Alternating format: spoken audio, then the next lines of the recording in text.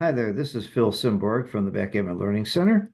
How are you, everybody? I just returned from a great tournament in New York, the New York Metro Open, which was the largest tournament in the history of the American Backgammon Tour. And it was just very, very exciting and fun, spending time with a lot of friends. I didn't win much. I came in second in the board tournament, did pretty good in cancel gammon, but I had a lot of fun.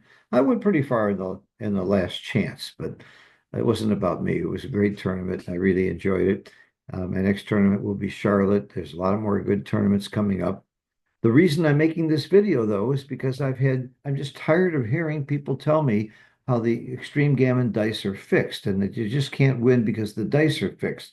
And here is my answer to that question. Let me show you how you can prove whether or not it's fixed and whether or not you're just not as good as extreme gammon. I'm going to share my screen. I'm going to teach you a little trick that you might find fun to do anyway. I'm sharing my screen now, and I'm opening Extreme Gammon. Now, what I ask you to do is look at your records of Extreme Gammon. How have you done the last, 20 games that you played or the last 20 matches that you played? And let's find out if it's really about the dice. And here's how.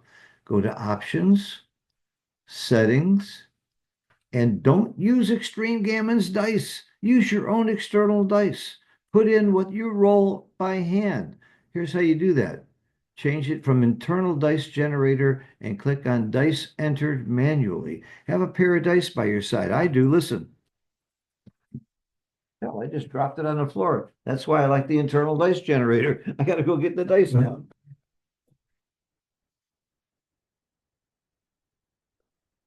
Okay, now you believe me that I've got real dice next to me? And be honest with the rolls and see how you do. See if the luck factor is any different than it was if you play 20 games. See if you win any more against Extreme Gammon. Very simple to do. I'm going to hit OK.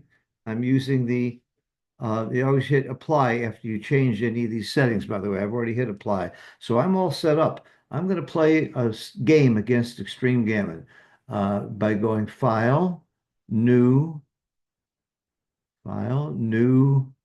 Unlimited Game. It's a money game. Okay. I always play Extreme Gammon at a lower level than the very best ones because it's more like playing a human being. It doesn't take so long. So I'm playing the expert. You can change that by going to players and go to Extreme Gammon and you can choose the level that you'd like to play at. You can see expert's actually pretty far down, but that's pretty close to where normal, decent players are going to play.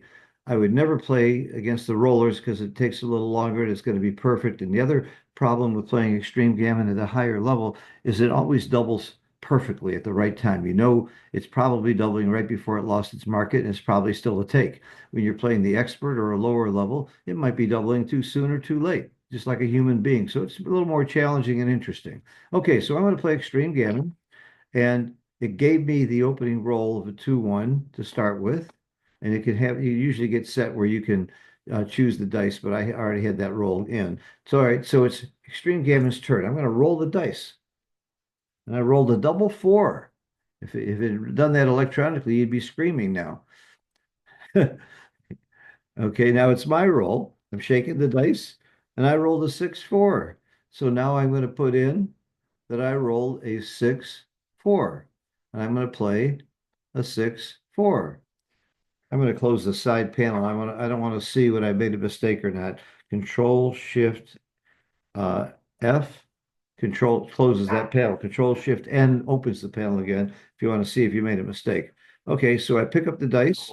It's doubling me. I'm going to take. I can't. It's a very quick double. Take. Now, as you know, if you let the internal dice generator, it would probably roll a 6-3 or a double six or a 6-4 or something that hits twice, and you would be really pissed. So I'm going to roll by hand and let's see what it rolls. 6-4. Just exactly what you would swear would be a crooked dice if Extreme Gammon rolled a 6-4 here. Okay. Proving my point for me. Thank you, dice gods. And then I roll. Okay, I'm gonna shake up the dice. I'm gonna roll 6-3, coming in with a 3, dancing with the 6. Now it's the Extreme Gammon's time. I'm gonna roll 3-1. Okay, you got the idea. I don't have to keep going. This isn't brain surgery. Play the whole game this way. By the way, you can play friends this way if you want to. You can even do it as a Zoom and play online. You can each roll one dice, or you can have a camera on the dice to prove that's legal if you don't trust Extreme Gammon. But here's another thing. I had a student just recently say to me, I bet you if I played an expert, I would never win, but an Extreme Gammon. And I said, yeah, that's right. Extreme Gammon knows which side is the expert and which side isn't, and it automatically cheats on the dice to make sure the expert always wins. And do you know why Extreme Gamma does that?